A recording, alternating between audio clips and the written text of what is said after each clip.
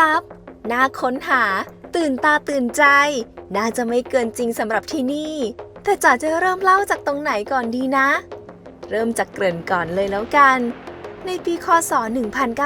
1978 ประธานาธิบดีแห่งฝรั่งเศสชาร์กชีรักได้มีโอกาสเดินทางมาจีนและได้เห็นความยิ่งใหญ่ของกองทัพทหารดินเผาและกล่าวด้วยความประทับใจว่าโลกนี้มีสิ่งมหัศจรรย์อยู่7อย่างแล้วและการค้นพบกองทัพทหารดินเผานี้ก็สมควรนับเป็นสิ่งมหัศจรรย์อันดับ8ของโลกและกล่าวเสริมอีกว่าใครที่ไปอียิปต์แล้วไม่ได้ดูพีระมิดก็ถือว่ายังไปไม่ถึงอียิปต์และใครที่มาจีนแล้วไม่ได้ดูทหารดินเผาก็ถือว่ามาไม่ถึงจีนเช่นกันกดเรียกแท็กซี่ไปแล้วเราเรียกจากแอปติตินะคะซึ่งเป็นแอปเรียกรถเนาะของที่นี่แล้วก็จ่ายผ่านอาลีเพย์ว่าเดี๋ยวจะไปที่สุสานจินซีฮ่องเต้เขาบอกว่าห่างจากที่นี่ประมาณเกือบ1 ชั่วโมงเลยนะคะก็เดี๋ยวเรานั่งรถไปกันเมื่อกี้กดไปประมาณ100 หยวนประมาณเกือบ500 บาทเนาะพวกเรานั่งติติออกมาแล้วค่ะจากในตัวเมืองซีอานจะใช้เวลาประมาณ1 ชั่วโมงนั่งรถสัมผัสบรรยากาศเมืองที่ผสมผสานระหว่างเมืองเก่าและความทันสมัยพูดเหมือนจะดูวิวนะแต่จริงๆนั่งหลับค่ะงีบได้แป๊บเดียวพวกเราก็มาถึงแล้วค่ะมาถึงแล้วสุสานจินซีนะคะเมื่อกี้เรานั่งแท็กซี่มาประมาณ1 ชั่วโมงเนาะก็มาถึงที่นี่จริงๆอ่ะเขาบอกว่าจะมีบัสนะคะที่อยู่ใกล้ๆหอระฆังอ่ะที่จะตรงมาถึงที่นี่เลยแต่ว่านาจ๋าลองไปถามดูแล้วนะคะเขาบอกว่าตอนนี้ยังไม่รับนักท่องเที่ยวต่างชาติเราก็เลยอยากจะต้องบอกว่าหาการเดินทางอื่นๆที่มาถึงประมาณ9 โมงเช้านะคะคนเริ่มเยอะแล้วอะพวกเราเลือกมาในตอนเช้าของวันธรรมดาเพื่อเลี่ยงคนเยอะค่ะจองตั๋วออนไลน์มาล่วงหน้าค่าเข้าคนละ120 หยวนหลังจากที่เราผ่านจุดตรวจตั๋วเรียบร้อยแล้วนะคะเมื่อกี้ก็โชว์พาสปอร์ตอย่างเดียวจองมาจากtrip.comนะคะใช้ได้แล้วเดี๋ยวจากตรงนี้ยังไม่ถึงนะเขาบอกว่าจะมีระยะห่างอีกประมาณ1 กิโลนะคะสามารถเดินได้ 10-15 นาทีหรือว่าจะขึ้นรถกอล์ฟแบบนี้ซึ่งเราเลือกขึ้นรถกอล์ฟแน่นอนป่ะค่ารถกอล์ฟนะคะคนละ5 หยวนเรียบร้อยป่ะไม่เดินขึ้นรถกอล์ฟกันนั่งรถกอล์ฟซิ่งมา5 นาทีก็มาถึงจุดต่อไปค่ะแล้วอาคารไหนคืออาคารไหน เริ่มเห็นอาคารหลายหลังเลยค่ะแต่ไม่รู้จะเริ่มต้นเที่ยวจากตรงไหนก่อนดีไงถามเจ้าหน้าที่แล้วหันไปแล้วเขายิ้มเลยรู้ว่าเรางงแน่พอมาถึงด้านในนะคะว่าต้องไปทางไหนเขาบอกว่าหลักๆจะมี3 จุดใช่ไหมที่เราจะไปดูกัน3 หลุมนะคะก็คือจะมีหลุมที่1ตรงนี้หลุมที่2ด้านนี้และหลุมที่3อยู่ด้านหลังหลุมที่2อีกทีหนึ่งแบบนี้แหล่งท่องเที่ยวเนาะระดับ 5A นะคะแล้วตอนนี้ก็เป็นมรดกโลกจากยูเนสโกแล้วด้วยเริ่มที่อาคารแรกหลุมหมายเลข1ที่จัดแสดงกองทัพทหารดินเผาและเป็นหลุมที่ใหญ่ที่สุดอยู่ด้านหลังจากตรงนี้แล้วตรงนี้เป็นหลุมที่1นะคะที่เป็นกองทัพทหารดินเผาเข้าไปตรงไหนดีเราคนเยอะมากนี่ขนาดพวกเรามาช่วงเช้านะต้องยืนรอกันแป๊บนึงเลยค่ะนี่คือกองทัพทหารดินเผากว่า 8,000 ตัวในสุสานโบราณของจินซีฮ่องเต้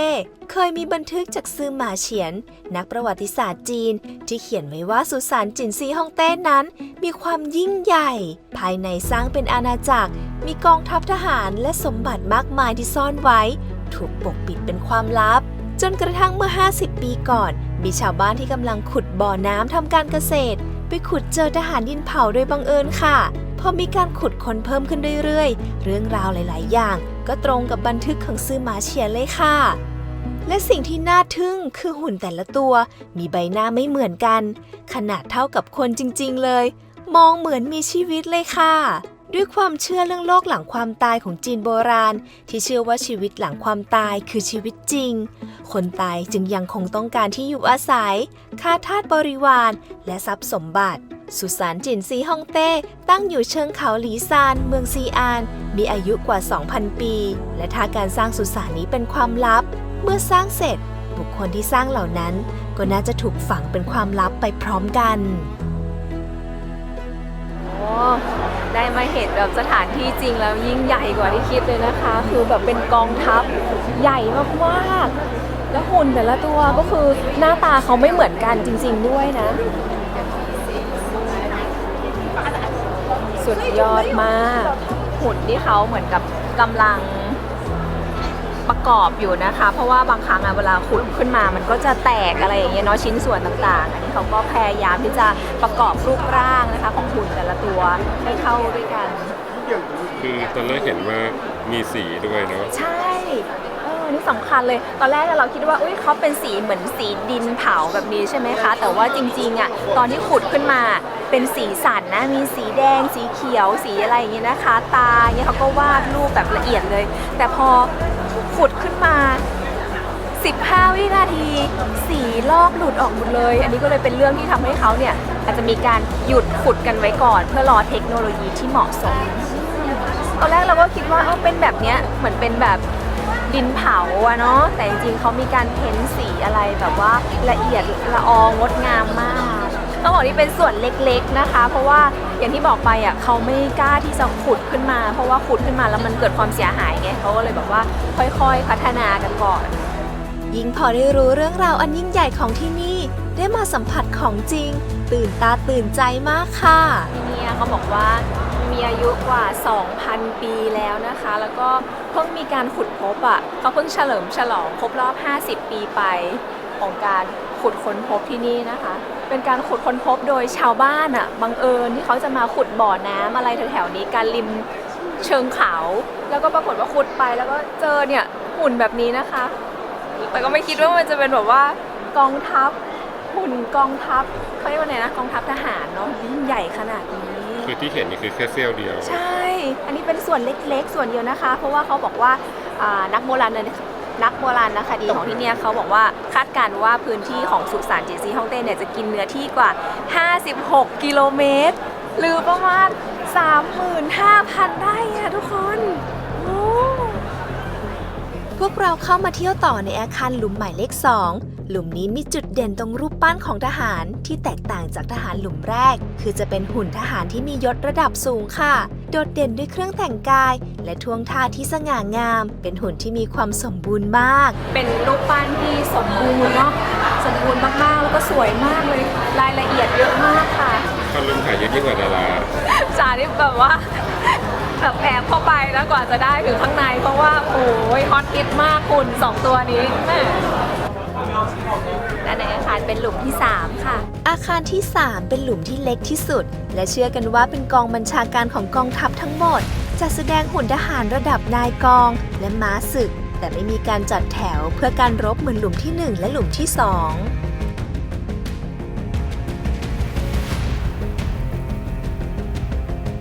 แล้วเราก็มาที่อาคารนิทรรศการซึ่งจัดแสดงสมบัติที่สมบูรณ์และหาดูยากแบบใกล้ชิดพลธนูคุกเข่าตัวนี้ เส้นผมคือเป็นเส้นผมเลยค่ะ งานละเอียดปราณีตมาก มีทหารม้าและม้าศึก มองไกลๆเหมือนคนจริงเลย ปัดยังถามเลยว่าตอนกลางคืน หุ่นจะออกมาเดินเล่นไหมเนี่ย มีโซนที่แสดงสีสันที่แท้จริงของเหล่าทหาร มีรายละเอียดของผิวที่หลงเหลือ นอกจากกองทัพทหารยังมีหุ่นขุนนางข้าราชบริพารพลเรือนและสัตว์เลี้ยงต่างๆด้วยค่ะ兵马俑的细节已经很多的看到的，เนี่ยเหมาะกับของนี้มากกว่า ของที่ระลึกแบบตุ๊กตา เมื่อกี้จริงจังไปไหน เมื่ เนาะ อกี้แบบเอาไปตั้งที่บ้านเราจะรู้สึกหลอนๆรูปปั้นจะแบบแอบยิ้มให้เราหรือเปล่า等一下我想来一个จ๋าขอเข้าไปซื้อของที่ระลึกก่อน เดี๋ยวจะออกมาวัดพลังกับท่านแม่ทัพกันสักหน่อย มาเอาแล้วนะไปวัดพลังกับทหารมาแล้วนี่แล้วก็หิวกาแฟเลย ไปกินกาแฟกันต่อ ได้ของอะไรมา เข้าร้านนี้แล้วก็ได้ กล่องสุ่มนะคะเป็นกล่องของรูปปั้นดินเผาอ่ะกองทัพดินเผานี่เขาจะมีหลายแบบนะหลายตัว เราจะได้ตัวซีเครตหรือเปล่าเดี๋ยวท้ายคลิปสาวเปิดกล่องสุ่มให้ดูว่าเราได้ตัวไหนนี่ ช่วงบ่ายพวกเราไปดูสวนลี่ซานกันต่อ มีรถบัสบริการอยู่ตรงทางเข้าเลยค่ะ คนแน่นมากใช้เวลาเดินทางไม่นานค่ะ ในบริเวณสวนลี่ซานก็จะมีหลายอาคาร เช่นอาคาร 9901 ที่จัดแสดงหุ่นนักแสดงกายกรรม แต่ละจุดก็จะต้องนั่งรถกอล์ฟไป เพราะพื้นที่กว้างใหญ่มากค่ะ ส่วนไฮไลท์คืออาคารนี้ค่ะ อาคารรถม้าสำริด เหมือนเราเดินลงใต้ดินมาเนาะ ใช่เดินลงมาเรื่อยๆนะคะ ก็จะมีทางแบบนี้แล้วตอนนี้เราก็จะอยู่ไปดูตรงตึกนี้ เนี่ยระดับพื้นดินคือขอบเนี้ย ใช่อันนั้นคือทางปกตินะคะ แล้วก็ลงมาเนี่ยตอนนี้เราก็เดินลงมาเรื่อยๆนะคะทำให้เราเห็นว่ามันอยู่ลึกลงไปใต้ดินจริงๆโซนเนี่ยจะเป็นหลุมที่มีรถม้าสำริดนะคะก็จะเป็นรูปปั้นของข้าราชบริพารต่างๆนะ รถม้าสำริดถูกค้นพบเมื่อปีคศ 1980 ซึ่งถูกพบในสภาพแตกหักกว่า 3,000 ชิ้น จนได้รับการบูรณะอย่างสมบูรณ์และจัดแสดงอยู่ส่วนกลางห้องโถง รถม้าสำริดถือเป็นอัญมณีแห่งงานสำริดของจีน โดยมีรถม้าจำลองขนาดครึ่งหนึ่งของจริง2 คัน ตกแต่งด้วยทองคำและเงินจำนวนมาก ลวดลายเขียนสีที่วิจิตรบรรจง ยังมีกลไกของร่มที่สามารถปรับทิศทางได้ตามแสงแดด ซึ่งแสดงถึงความล้ำสมัยใน 2,000 ปีก่อน เป็นหนึ่งในโบราณวัตถุที่ล้ำค่าและมีชื่อเสียงที่สุดที่ขุดค้นพบ ทำไมมันอลังการจัง สวยงามแล้วแบบทุกคนดูด้วยความตั้งใจเพราะว่างานมันละเอียดมากที่เห็นเป็นเครื่องประดับอะของม้าต่างๆนั่นคือเป็นทองคำแท้กับเงินนะคะเขาบอกว่ารถม้า2 ขบวนเนี้ยเหมือนเป็นเขาเรียกว่ายังไงอะเป็น ใช้คำไม่ถูกเป็นจุดสูงสุดนะของงานศิลปะสำริดของจีนประมาณนี้เลยทีเดียวอลังการทุกจุดที่เราไปคือเขาขุดค้นพบตรงนั้นแล้วเขาไม่ได้เคลื่อนย้ายนะเขาก็สร้างอาคารครอบนะคะแล้วก็ค่อยๆขุดค่อยๆแบบว่าศึกษากันไปแบบเนี้ย ชอบคำนั้นน่ะที่บอกว่าที่แบบว่าขุดออกมาแล้วสีหายใน15 วิใช่ไหม ใช่ เขาใช้คำว่าอะไรนะ เขาบอกว่าจากการที่เขาขุดค้นพบในช่วงแรกๆใช่ไหมเขาก็ขุดขึ้นมากันและแค่15 วินาทีที่ทำให้สีของรูปปั้นดินเผาหายไปเขาใช้คำว่าโศกนาฏกรรมของโบราณคดี แบบนี้เลยนี่แหละเป็นหนึ่งสาเหตุที่เขาแบบว่ายังไม่ขุดเพิ่มตอนนี้เราก็นั่งรถกอล์ฟนะคะหรือว่ารถไฟฟ้าเนี่ยมาถึงจุดที่3ละค่ารถตั้งแต่จุดแรกนะคะมาทุกจุดก็คือ15 หยวนต่อคนแต่ว่าซื้อเถอะ เดินไม่ไหวเพราะที่นี่กว้างมากไม่รู้แบบ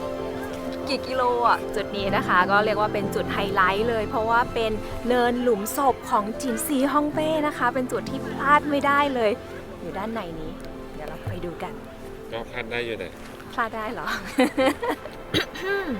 รถกอล์ฟคันเมื่อกี้มาส่งเราที่ประตูทางออกค่ะทุกคน นี่ไม่ใช่หลุมศพจินซีฮ่องเต้ นี่คือระเบียงโรงแรมเราค่ะ อยู่ดีๆก็กลับมาถึงโรงแรมเลย โอ้ยเมื่อกี้รถกอล์ฟพาเรามาส่งตรงทางออกพอดีเลย สรุปว่าไม่ได้ไปตรงหลุมศพนะคะ เขาต้องเดินเท้าต่อจากที่เราไปดูรถม้าสำริดไปอีกหน่อยนึงนะคะ ก็ลองไปถามเจ้าหน้าที่มาละเขาก็เลยบอกว่าเนี่ยหน้าตาเนินหลุมศพเป็นแบบนี้นี่เดี๋ยวหลุมศพจะอยู่ใต้ภูเขาตรงนี้นะคะ ถ้าเราไปเราก็จะเห็นเป็นแท่นสลักชื่อจินซีฮ่องเต้แบบนี้แหละเพราะว่าตรงจุดที่เป็นสุสานของจินซีฮ่องเต้ยังไม่มีใครกล้าแตะต้องนะคะ อย่างที่บอกไปว่ามันก็จะเป็นเรื่องราวของการเก็บรักษาเนาะแล้วก็อีกอย่างหนึ่งก็คือเขาบอกว่าตรงจุดเนี้ยมีสารประหลอดเยอะมากเพราะมีการใช้ในการตกแต่งสุสานของจินซีนะคะก็อาจจะเป็นอันตรายต่อคนที่ขุดเข้าไปอะไรอย่างเงี้ยเรื่องราวมันก็เป็นอย่างนี้ละค่ะเรามาอันบ็อกซ์กันดีกว่านี่ยังไงเขาเรียกว่าไงนะกล่องสุ่ม กล่องสุ่มทหารดินเผา แต่อันนี้เป็นแนวแบบว่าการ์ตูนเนาะเดี๋ยวเรามาแกะกันดีกว่าว่าเราจะได้ตัวไหน